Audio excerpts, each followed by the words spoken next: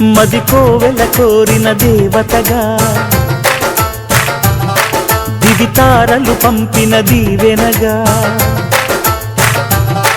మది కోవెల కోరిన దేవతగా దివితారలు పంపిన దీవెనగా ఇలా చేరిన అమృతవాహినిగా కలలో ఎలలో తొలి ఆమనిగా ఒడిలోన వాలవే పంచదార చిలక